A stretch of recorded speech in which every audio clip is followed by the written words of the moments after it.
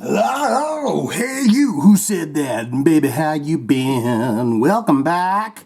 Welcome back, everybody. David Lee Roth has performed or recorded, or re-recorded a version of Panama. Now, we're going to read this story a bit, and then we're going to listen to some of that Panama. And we realize that he's a 70-something-year-old man, and we understand that he doesn't have the pipes that he used to have, and we understand that it's not going to be Eddie Van Halen, and it's not going to be Michael Anthony and all of that. But we're going to give it a listen anyway, so we're going to see what we can see about that song. Does that sound like a fun idea to you? David Lee Roth shares new version of Van Halen's Panama. Huge song. That was a massive, massive song, right? Was that the last record that David Lee Roth did with them? Was 1984? David Lee Roth has shared a previously unreleased solo version of Van Halen's Panama. According to Van Halen News Desk, they got a news desk? The track, which was uploaded to Roth's YouTube channel Thursday night, September 1st, was laid down on May 3rd, 2022, during a session at Henson Recording Studio. Is that where they do, that would be the Jim Henson's recording studio? Someone get in the comments there and tell me about that. Joining Roth in the studio were Al Estrada on guitar, Ryan Wheeler on bass, and Francis Valentino on the drums. Are these the dudes that he was doing the Vegas residencies with? You can put that in the comments below and let me know, because I thought that guitar player was a pretty shredding fellow. A total of 14 songs were recorded in 2 hours. The music and the vocals were tracked live with no samples, with no pitch correction technology or auto-tune. So he's doing it raw. He's raw dogging it, is what they're saying here. Roth's version of Panama comes more than a month after he shared a previously unheard solo recording from 2007. Nothing could have stopped us back then anyway, in which he looked back nostalgically on his days in Van Halen. The later songs were recorded in 2007 with guitarist John Five and the fantastic, delightful drummer Greg Bissonette for an album that never came out. I heard an interview with John Five where he said the songs that they did were fantastic, and I think it was on the Dean Del Rey podcast with John Five. He talks about recording all that stuff with David Lee Roth and hoping that it would be released someday. Back in 2020, Roth included 5 previously unreleased songs in the Roth Project, an online comic narrated by the legendary Van Halen singer, with music from John Five on guitar and bass, Bissonette on the drums, Brett Tuggle on keyboards, and Louis Conte on percussion. The tracks, I haven't heard any of these either. Giddy Up, Somewhere Over the Rainbow Bar and Grill. I think I did hear that one, because that name sounds pretty. Alligator Pants, Low Res Sunset, and Bandabala were recorded at Henson Recording Studio. He loves that Jim Henson's. 3 years ago, Roth was asked by Meltdown of Detroit radio station WRIF if his LP with John Five will be made available at some point. He responded, "It will. There's been a revision of things, and I can't start making real plans and start marching into the future. And, of course, you'll start hearing that material." This is material that we wrote variously for me solo and for Van Halen, and it's quite a bank of stuff. So let's do it. Let's hear Panama. Roth. He's got his shirt off, even though there's a hairy chest there and all. Let's hear.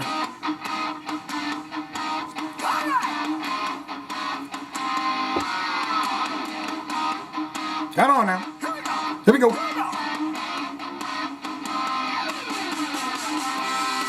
Slower.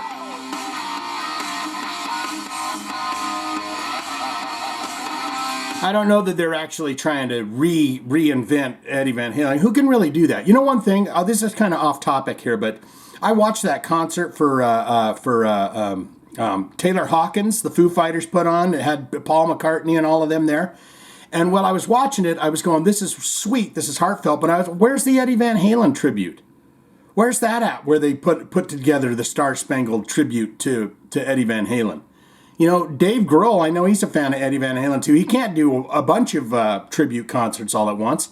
Where's the Eddie Van Halen community that's getting together and renting out a stadium and putting on a festival like that in his honor? I mean, he's like one of the greatest guitar players in the world, right? Anywho.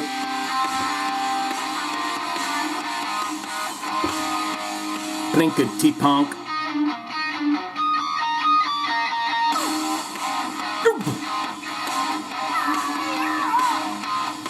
yeah. A lot of ooh, ahs, oh yes, come ons, uh-huhs.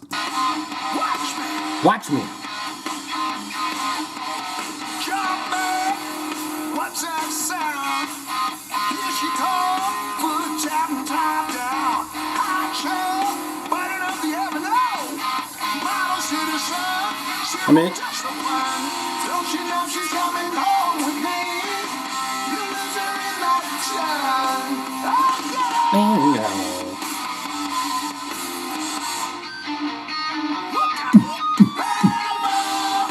I mean, this doesn't sound bad to me.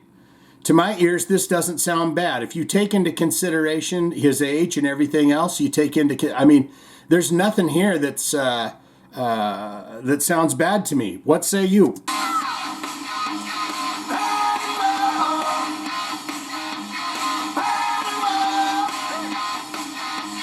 Panama. I like that. Whoa, ah, oh, oh, ah, oh. Shiny machine, got the fair father. Whoa, give the moving parts clean. Hot shell, burning up your avenue. Getting on ramp. I mean, the thing that I love about David Lee Roth is he's kind of an eccentric fellow. He's funny. He's out of his damn mind and stuff. So at his age doing this, I don't see. I think it's a tribute to his Van Halen buddies and stuff. And I think that you could go on all day long and say, oh, it's not the Van Halen brothers and how dare they, what they do. But to me, it's just a tribute to his past with Van Halen. And from what I gathered there, I thought it was okay. You know, he's an older gentleman, but he loves to talk. He's a lot like me. He loves to talk, and he loves to he's a game show host. Deep down in his heart, he's a game show host, and this reflects that. It's kind of loose, you know. They're in the studio. They're all having fun.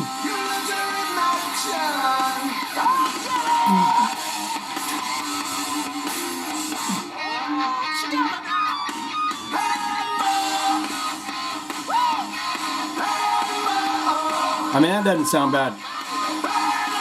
That sounds better than most people at their age that, that are now using that. I don't think you can say, if this was a live, in-studio recording, 14 songs were recorded in 2 hours. So they just got in there and was rocking them out. The music and the vocals were tracked live with no samples, without the pitch correction technology. I think that's kind of built in if they're...